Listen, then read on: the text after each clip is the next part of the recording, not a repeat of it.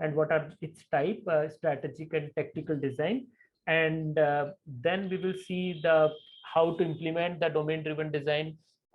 Even then, if the time permits, we will go into the event storming and then assignment about domain driven design. I don't think so today's session I'll be having around 40 minutes, so we will be able to cover everything, but no worries. Next week I will be having 2 hour session where we will be covering the full workshop around all these things into the practical examples. But yeah, this is the beginning. You will not able to do practical if you haven't done without this session.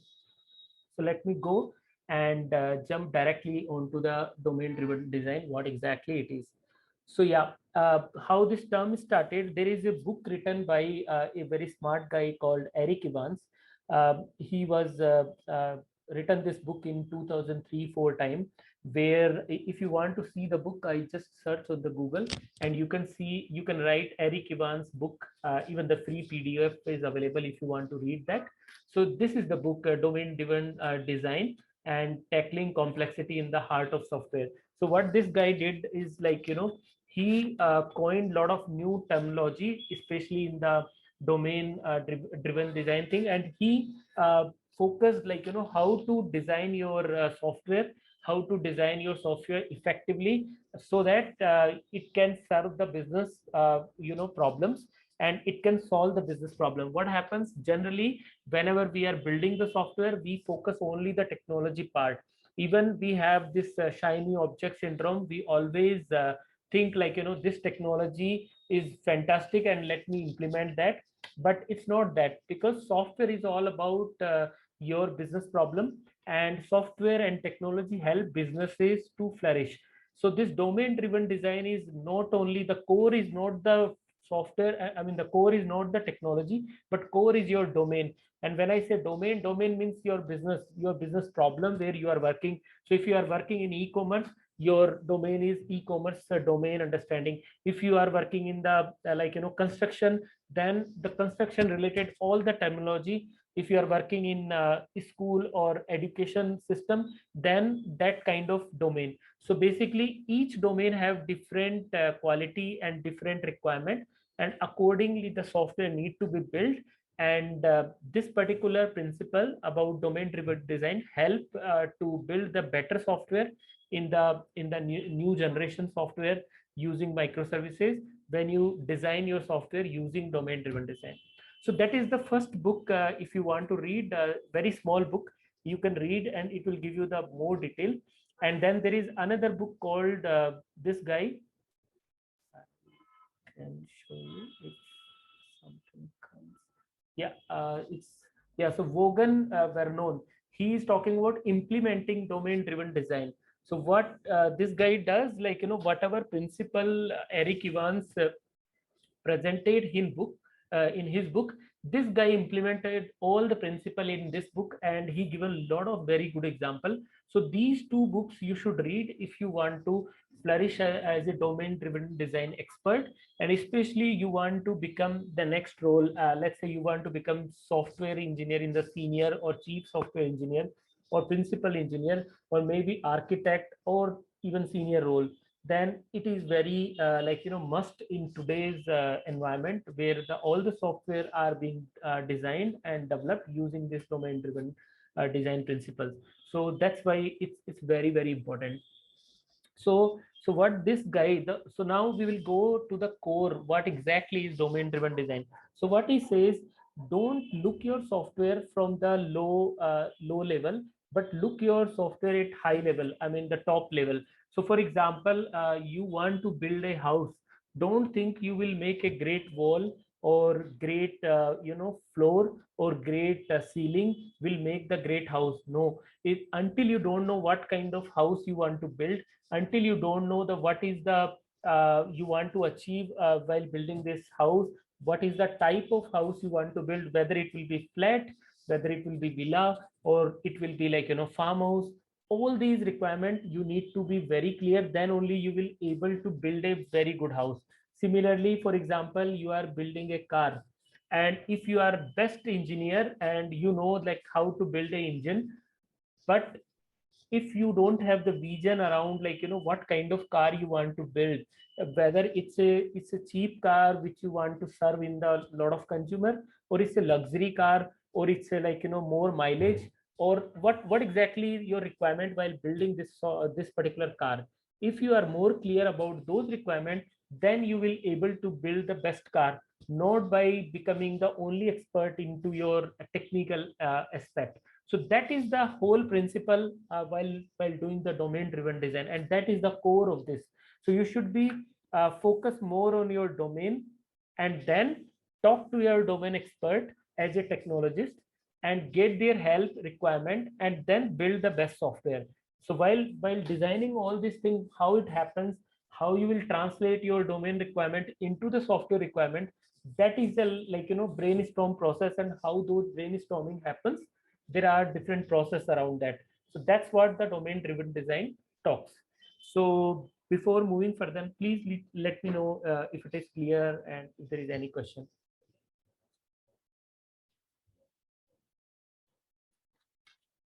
I'm just waiting for input. Please write in the chat if you are.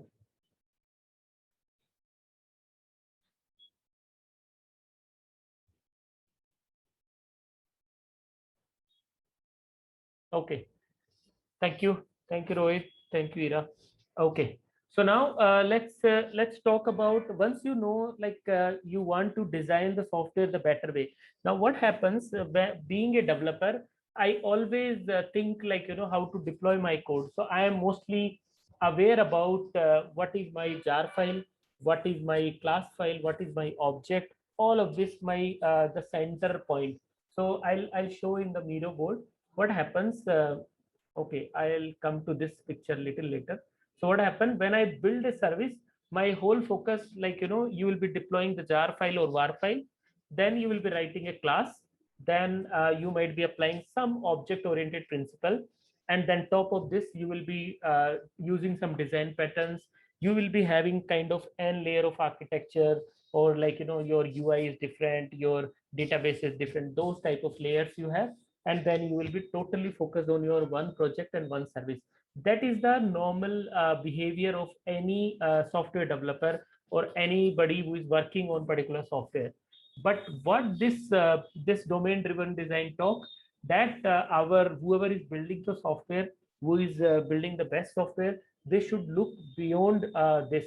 They should go above this layer. So this layer, above this layer, means what layer? So what they say, we should think around like this.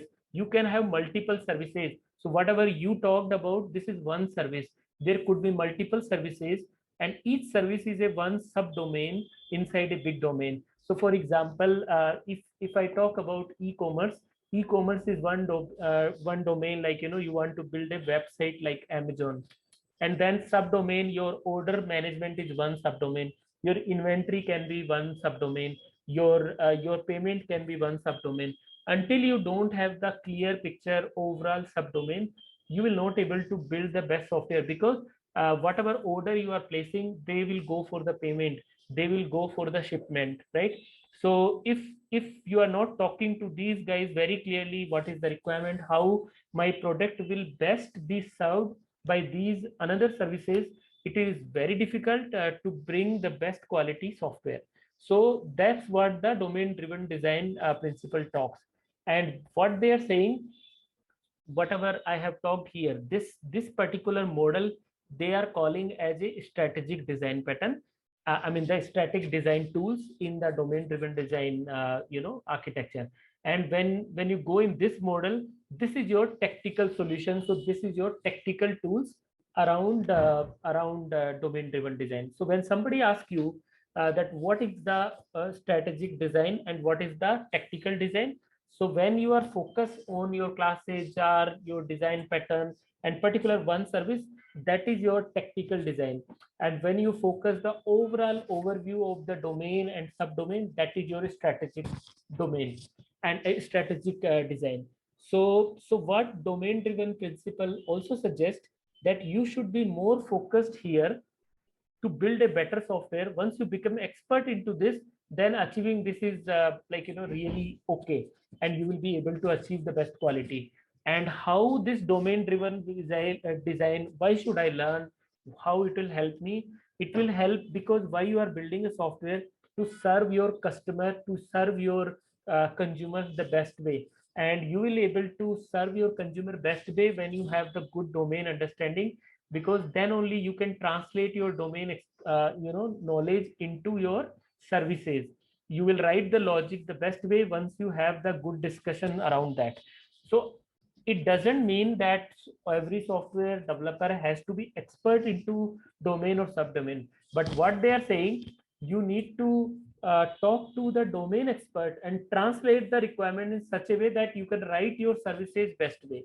That is the theme of domain driven design. It doesn't mean that you are going to replace your product owner, you are going to replace your business analyst. No, you are talking more to them to translate into your requirement. And once you know the best requirement, you will be able to write the better code and better software, and it will solve the actual customer problem, and the quality will become more better. That's the idea while doing the domain driven design.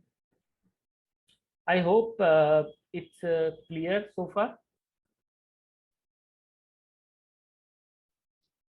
I don't know whether I have did some setting into this that it's not allowed. Okay, perfect. So Rohit says he's clear. Cool. Okay, so now what will happen once you do this? So what we discussed, what is domain driven design? This is clear. And in the domain driven design, there are two types. One is strategic, one is the tactical design tools. So when I say this diagram, this is your tactical and this is your strategic design tool. And I will tell you, like, the Eric Evans in his book given this particular diagram. I will go in this diagram little later just to showcase, like, how it is related. When I'm saying here strategic design this way, but when I see the diagram of this guy, Eric Evans, it is little different. So you will be wondering what exactly it is. We will come there, no worries. But before it, what I want to showcase, like, what is the goal of domain driven design. So I'll go to this particular image just to help. And please let me know if something is not clear. I need to stop. I need to go a little slow. All is fine. But just please ping in the chat. I can see the chat. Okay. So please say if it is clear.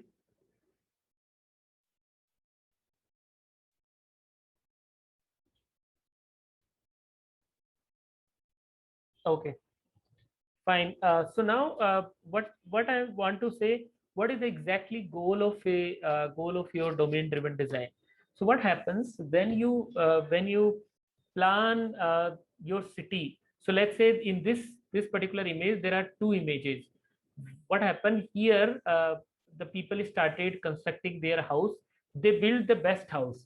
So you see, somebody built their own house, decorated very nicely, but ultimately the full city is a big ball of mud because there was no planning, there was no discussion, that they didn't discuss each other, they didn't discuss how the plan, how the roads will be, and how they will communicate each other, how the cars will be parked.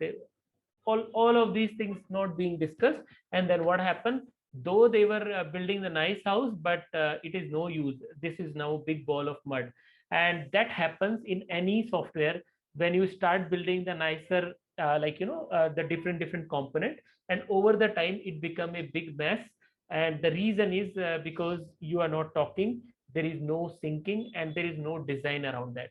So the same thing, if you go with the domain driven design, the same thing can be designed this way, where what will happen, you will be designing different cluster, and you see every cluster have different design or different layout, where you have the nice parking, you have nice layout, you have good entrance, and everybody is separate. So when you go and plan this kind of city, this is the plan city in general. But in the software world, this is the existing your monoliths and the existing microservices if you are not building using domain driven design. But if you go with the domain driven design, the services will become like this. Each box here in this image is a one microservice, and this particular layer of this particular boundary, this we call the bounded context. So I will talk about all these terms a little later, but just to give you the rough idea first, that this boundary is nothing but your bounded context. So this particular microservice is one bounded context. This is one, this is one. So everybody have their bounded context. So when we say that, the first understand what exactly is context. So when I say context, context means a word or a sentence inside a particular area. So you say watchman when you go in your local language, but some places they say gatekeeper. So it's like the different context, the same person being called in different ways. So in this community, if watchman is there, they are calling gatekeeper, but here they are calling watchman. It can be that way. So these two different bounded contexts talking different language or different terminology, that language we call ubiquitous language. I am just translating this thing just to understand, and you can remember for long. So this particular place and this particular place, they are inside different boundary. So that boundary we call bounded context, and they are using different terminology. That terminology belong to the ubiquitous language. Okay, so that all the people here they are using their language, and it's very clear. And what happens if this guy want to talk here, this guy want to talk here, that that communication we call context map. So we will talk about what is context map in the in that diagram whatever Eric Evans given. But this is like in the city terminology, I'm just trying to say, if the city is planned, if there is bounded context like this, they can use different ubiquitous language, and when they communicate across, that is your context map. Okay, and this whole philosophy we are saying strategic design in the domain driven design principle. And if you go individual bounded context and they how the house is constructed, what is the wall size and all of that, that is their tactical design. They have created their tactical solution, each house little different, but from outside cities is still well organized because they have this boundary. So that boundary helped them to like the common road across all these communication, or nice park and everything. The same houses they built this way and it became the nice city. So that is the idea. When we go with the domain driven design, we want to achieve from this big ball mud to this kind of plant city. And how we will achieve in the software, what kind of discussions it required, what are the tools we will be using, we are going to discuss. But that is the idea, that's what we want to discuss using domain driven design. Hope this is clear to make you little more understand, and you can make it little longer. So in bounded question, do we have multiple microservice? No, generally each bounded context is one microservice. When you go in the software, generally there is no hard and fast. There could be multiple scenario where you can have multiple bounded context, but I didn't. So in general, each bounded context is one microservice. There could be the common bounded context. So people have different mechanisms to solve that.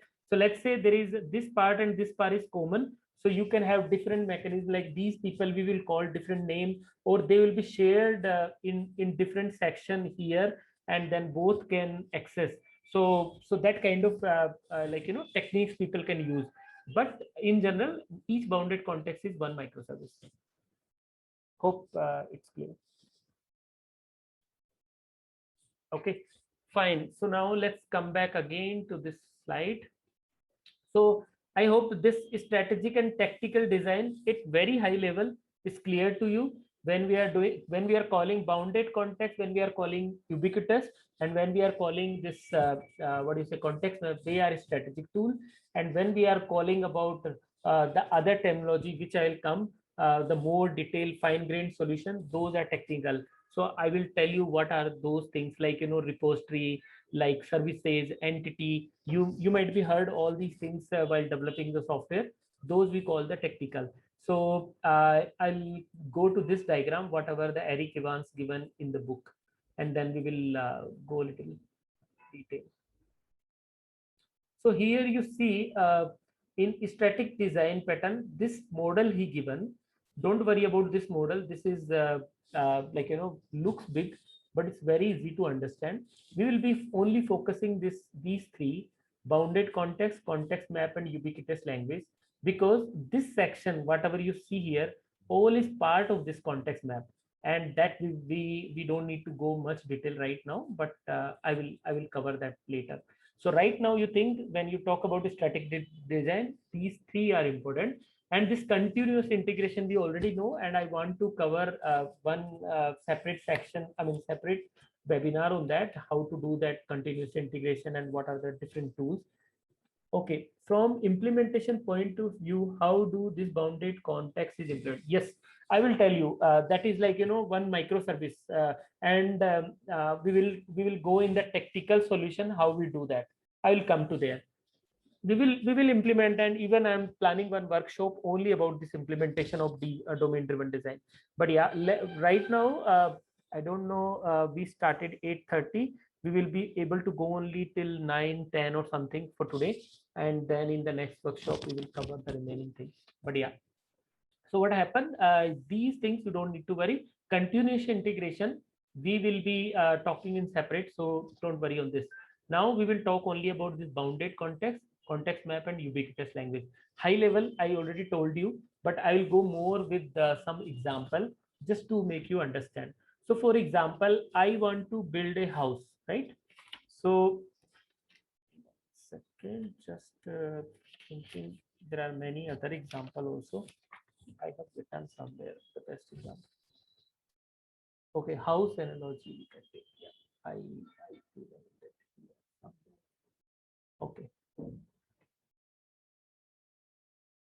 Yeah, this is the good example of bounded context, and this is just to explain. But every domain you go, you will have some bounded context.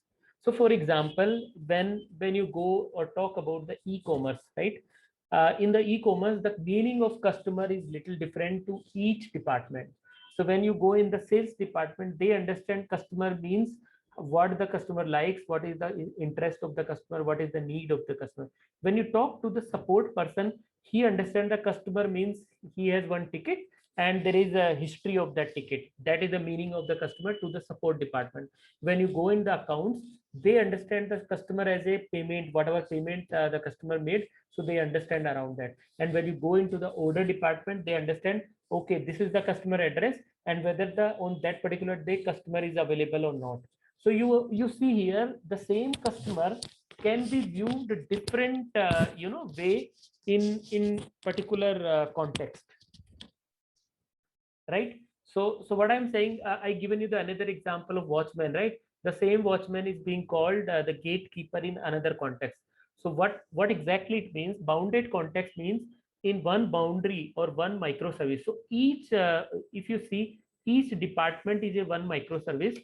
They have their own subdomain, and in this subdomain they are calling the customer means these three property. They have their own database, they have their own design, but you should not be confused. When sales department talk customer, then the meaning of customer is this. When accounts department talks customer, the meaning is this. When order department talks customer, the meaning is this, and it should be very clear. So that's the idea when we are doing the bounded context. So every boundary we are calling the things in that particular boundary relative. That is your bounded context. So you need to define that what is the meaning of customer when we are talking about sales department, when we are calling the support department, all of that. Hope this is clear before I jump further.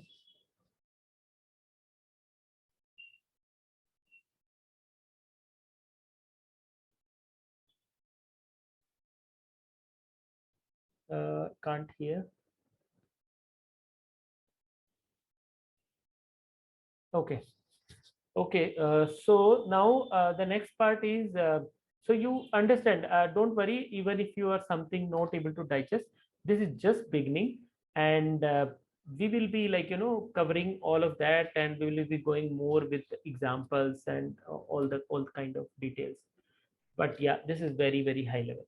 And the next part is ubiquitous language. So when I say ubiquitous language means it's a like way of expressing your domain in such a way that whoever is on the table and whenever the whiteboard discussion happen, whether the developer, whether the tester, whether the business analyst, or whether the product owner, whoever is talking in your product discussion or software discussion, you should have a common language. When I say that customer in that particular context, everybody should understand that this customer is talking, not the other customer, right? When I say the order, so he should be able to understand the meaning of order. So basically, that language is the uniform language and a business language where all the stakeholders should understand and they should talk in that language. So in general, what happens when developer talks, he go that I will write this code in Java and I will write a class and all. No, we don't want that kind of discussion. If the same discussion, the sales people will talk little different and B8 will talk a little different. So just to bridge that gap, no technical jargon, no product jargon. It will be one common language where we'll say customer placed one order. Order is like, put into your, what do you say, cart, and then the customer make a payment. It's plain English. So that kind of language we say ubiquitous language where every person in the board in the room can understand. And when I say room, means all the stakeholder from developer to tester to BA to product owner, everybody should understand that particular language. So that is we call the ubiquitous language. And in the while designing the domain driven design software, we need to be very sure that we are having that language. Okay. So I hope this is clear, the ubiquitous language. And bounded context we already saw. Now the next part is context map. So context map is nothing but communication across your bounded context is your context map. That is very high level. Should be common across all bounded contexts? No, that depends. Actually, ubiquitous language, ideally it will be common because it will be talking across what do you say, no. What will happen in each bounded context, that language in that particular bounded context, it will be. So for example, I give example of if your word is a domain, right? So we want to build a software about words all countries, and each country is your bounded context, and in each country we are talking different language. So that is your ubiquitous language. So for each bounded context, the language can be different in general. And if you are coming common, then you can have common language. And then whatever you are putting a nice design of each country and how the countries are talking. So that we will do in, I think, technical design. So that is coming there. So no worries. I hope I'm able to make you understand ubiquitous and bounded context. And then context map also. There is nothing to talk in the context map. It's just like communication across bounded context. So now, okay. So now I will jump to the technical design tools. So technical design tools is all about implementation. As we already saw, the jar, the all these things, right? The jar file, the OOPS principle, whatever we applied in one service, these are part of your technical design. So if you see, it is related to the implementation and it changed during your production, product development. You can keep changing. So what happened when you are building a new service, when you are building a new repository, factories, entities, all is popular because of DDD, and they all is being used into the domain-driven design techniques. So we will go into that diagram and we'll see how it happens. So you see here in this diagram, this is your technical design diagram by Eric Evans. So what this guy says, first you build a model driven design. So what exactly it is, let's say you are building a house. So the first you build a house outside architecture, that there will be the big area and there will be 4 rooms and very high level overview, and then outside the one lawn and all of that. But when you go the exact specific, there will be 3 rooms, 20 by 10, and then there will be 1 bathroom, there will be 1 common area, and all these sketch like exact detail of that particular domain. that we call the model driven design, because this is the implementation. Or if you take the example of the city and country, so country and world, so each country map is your model driven design. So that map is your, so let's say we are building software for all world, and each country is having different map. So that particular country's map is nothing but your model driven design. So that design we call the model driven, because that is the implementation. Okay. And then you have this layered architecture. So you have already seen in each software, you already have different layers. So let's say you have a nice UI, you have a one controller, you have a one backend. All these come into this layered architecture. So that is the another way to implement your domain driven design. So all these, basically what happens when you say tactical design, all these tools are being used while building your domain driven design. So these are part of your implementation. So when we'll go into the actual implementation, we will be doing this. We will be defining this layered architecture. We will be doing this model driven design. Then we will be writing some services. So services is nothing but if you know, like, you know, if you want to export, I mean, you want to export some services by a software, so that comes into the services. Then you have one entities. So entity is also very clear that it's a database representation of your object. And if you have used Spring or Spring Boot, you already know we define the entities and repositories. And the important part is value object and aggregates, which we generally don't do. So value object in general says it is like, you know, defining whatever value you are passing across, you are defining that particular model into this value object. So let's say the customer, let's say the order, each order, what quantity it will have, what is the order item inside that, everything we will be defining inside this value object. And then in this value object, it encapsulates with different aggregates. So what happens, the customer can have the customer address, customer phone number, customer email. So generally what happens when I go in the practical implementation, we say the primitive types, like, you know, integer, customer ID, we should not use all these primitives, but we should use always aggregates, so that it becomes very easy to build a nice software and very easy to change those entities.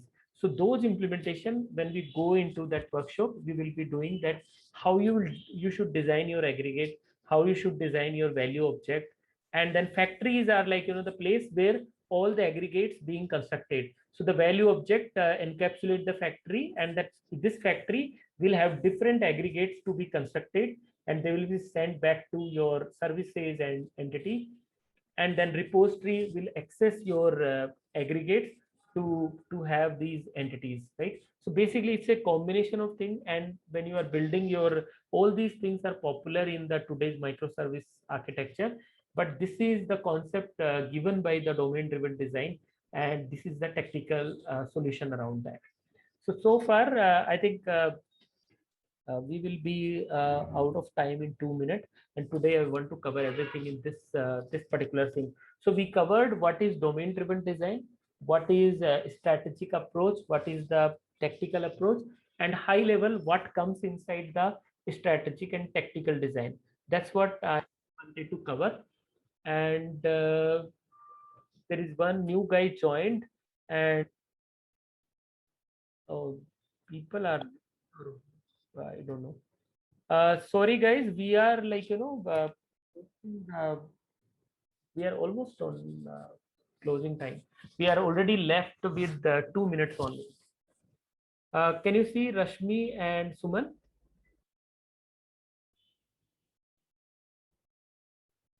Okay. What I'm saying, we are already covered the today's topic, and we will be finishing the webinar in 2 minutes. Today we planned only for 40 minutes. Actually, I scheduled for one hour, but I wanted to have only 40 minutes. The reason is next week I will have Saturday or Sunday a 2-hour workshop to have more practical examples and write live coding around all these concepts. But this is I will share the recording whatever we discussed, and you can go through and check that. I will be finishing the webinar in 2 minutes. Meanwhile, if you have any questions around this, whatever we discussed about tactical design and strategic design, as well as what exactly is domain driven design, please please let me know, whoever is attended. And this event storming we will not able to cover now because we are running out of time, and I want to finish in 9:10. So that's the update. Please let me know if anyone have any question.